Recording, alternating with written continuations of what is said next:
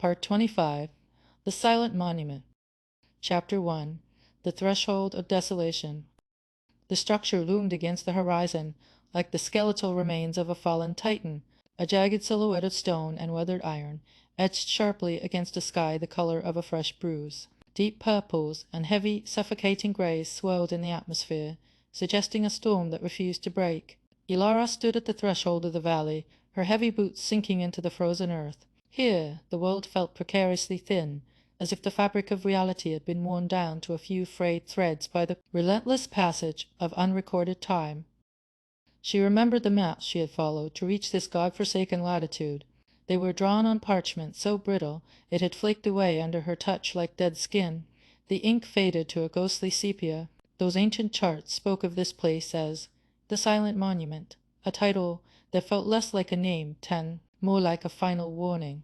For centuries it had served as the graveyard of a long-forgotten dream, a project of such immense hubris that the stars themselves seemed to have turned away in shame.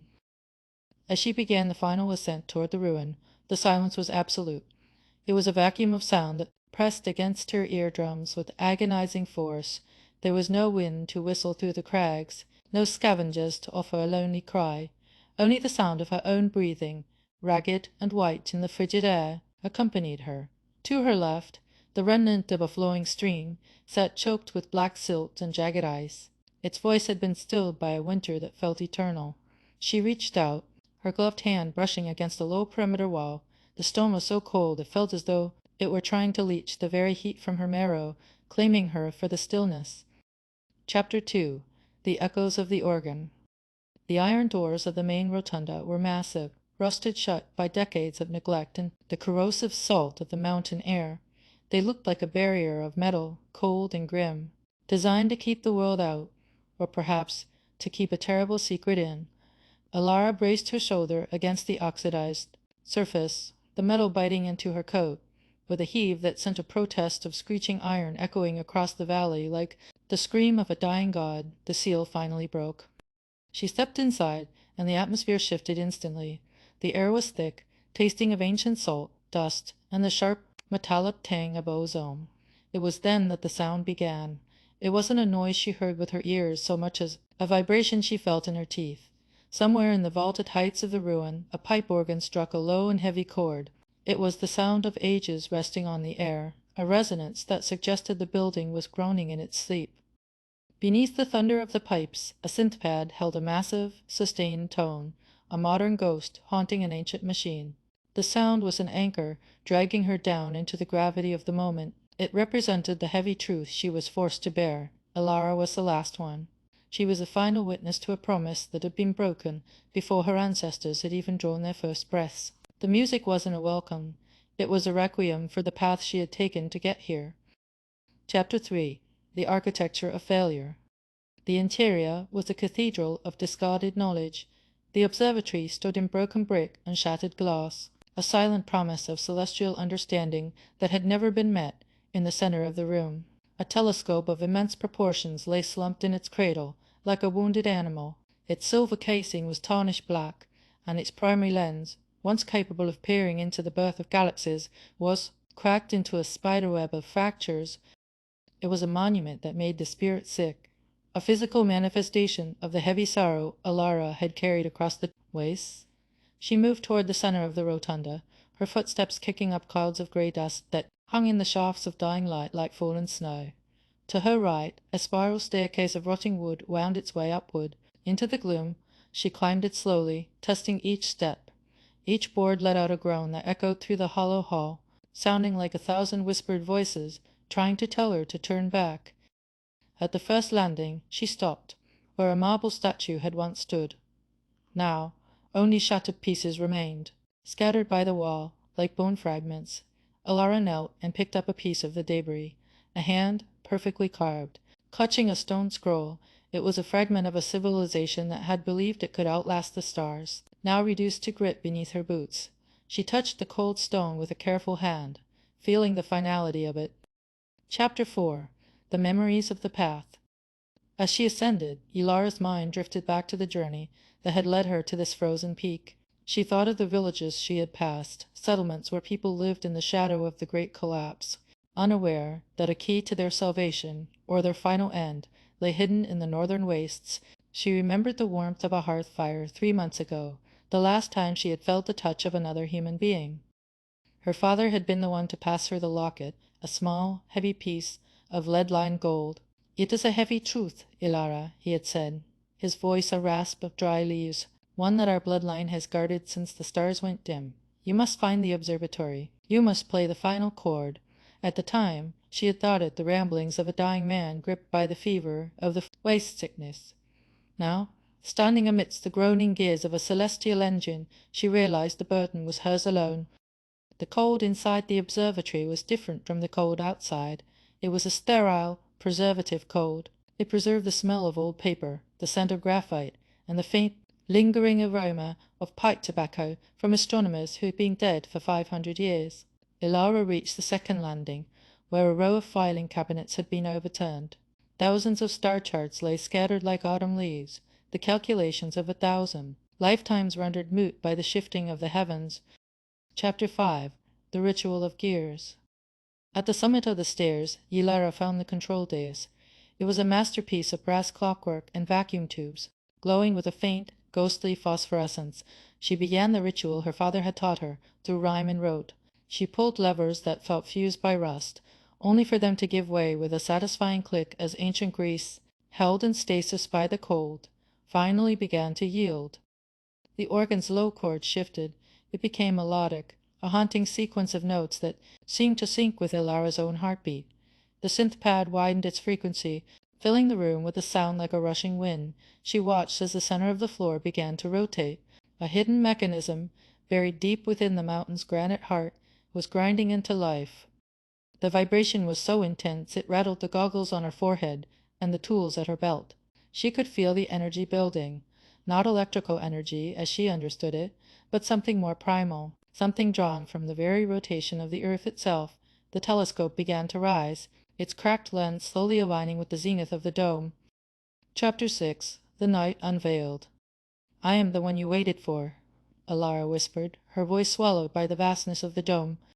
The organ music began to swell, the chords shifting from a dirge to something more complex and urgent. The synth pad pulsed, a rhythmic hum that suggested the building was finally waking up. She reached the observation deck, where the ceiling was a vast dome of copper and lead. She approached the central console.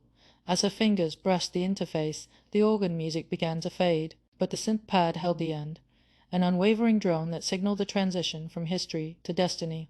The dome above her began to move, with a metallic scream that sounded like a choir of the damned. The copper plates retracted, revealing the nocturnal winter sky. The stars emerged, not as the soft lights Ilara remembered from her childhood, but as piercing shards of light, like diamonds scattered across a frozen dream. The vacuum of space seemed to reach down, pulling at her spirit. Chapter 7. The Gravity of Truth. Ilara felt the pull of gravity subside. It was a sickening, giddy sensation, as if the ground were no longer interested in holding her. The heavy weight of the earth, the physical burden of her trek, began to lift. There was no longer any place to hide. Within the center of this cosmic rift, the music reached a crescendo, a silver roar that shook the very foundations of the observatory. She saw visions in the flickering blue light, the empires of her ancestors rising like smoke and then decaying into ash. She saw oceans boil away under a bloated sun, and then return as vast plains of ice. She saw the golden dawn of every human day, and the heavy price every soul had paid to keep the fire of consciousness burning. Her own memories began to flicker, the face of her mother, the smell of rain on sun-baked earth, the weight of the locket against her chest. The machine was not just a telescope, it was a bridge. It was designed to anchor the consciousness of a single observer to the heartbeat of the galaxy. Ilara understood now why the monument was silent. It was waiting for a voice, a witness, to validate the existence of the universe in its final, freezing moments. Chapter 8. The Final Ascent. The blue light became a pillar, tall and white, connecting the broken earth to the furthest, most ancient star. Ilara didn't hesitate. She stepped into the center of the light, feeling the heatless flame wash away the scars of her journey. The stone beneath her feet began to glow, revealing a map of constellations that no modern astronomer would recognize. They were the hidden paths of the sky that only she, the last navigator, could know. The wind howled through the pillars of the hall, a chorus of 1,000 ghostly sighs. It was the sound of the dead finding their rest. Elara stood, prepared to catch the final fall of her world, her steady eyes reflecting the cold fire of the firmament. The journey ended exactly where it had risen, in silence, in shadow, and in the bone-deep realization of her purpose. The Book of Ages was finally closing as she ascended the solitary throne of light at the heart of the machine. Elara felt the monument go silent once again. The echoes of the organ died away into the rafters. The synth-pad's drone finally snapped into a single, pure note and then vanished. Chapter 9. The Sentiments of the Void. Standing at the apex of the machine, Elara looked out across the valley. From this height, the world was a sprawling tapestry of black and white. The stream was a jagged line of silver ice, and the path she had climbed was a faint, bruised ribbon winding through the crags. She felt a profound sense of peace. The heavy sorrow she had carried for so long was replaced by a clarity that was almost crystalline. She began to input the final coordinates. Her fingers moved with a grace she hadn't known she possessed, dancing across the brass keys of the console. This was the final promise she had to defend, the preservation of the light. If the world was to die in winter, it would do so with its history intact, beamed into the deep dark for whoever, or whatever, came next. The machine groaned one last time, a sound of heavy metal settling into place. The telescope's lens, despite its cracks, focused a beam of pure, concentrated information toward the North Star. Elara watched as the data flowed, a stream of light containing every poem, every song, and every memory of the human race. Chapter 10. The Midnight Watch. Released at last from the cycle of earthly pain, Elara waited. She watched as the stars above began to go dark, one by one, the universe being folded like a clean sheet, below against the shore of the frozen valley. The silent waters of the stream began to splash, thawed by a heat that did not come from the sun. The lonely monument was complete. She was the witness, the record, and the end. As the light subsided, the observatory sat transformed. The rust had been burned away by the sheer intensity of the celestial connection. The telescope, though still cracked, pulsed with a faint, rhythmic bioluminescence. Elara sat on the central dais, her breath no longer visible in the air. The winter had not ended, but its teeth had been pulled. The nocturnal stillness returned, but it was no longer heavy. It was the quiet of a task finished, of a life well spent. Elara looked up at the empty sky, waiting for the first hint of a new dawn, knowing that even if she wasn't there to see it, the light she had sent would travel forever. The structure loomed like bone against the sky, a jagged titan carved in stone and rust, beneath a bruised and swirling purple dye. Elara walked through frozen, ancient dust. The Eindos let out a dying scream, to wake the organ's low and heavy tone. She stood the witness of a broken dream, the last to bear the weight of truth alone. She climbed the stairs of rotting wood and gloom, where shattered marble lay like scattered bone. Within the heart of that celestial room, the gears of destiny began to groan. A pillar of white light dissolved the dark, to send her songs into the deep unknown. She watched the heavens lose their final spark. Upon a silent, solitary throne,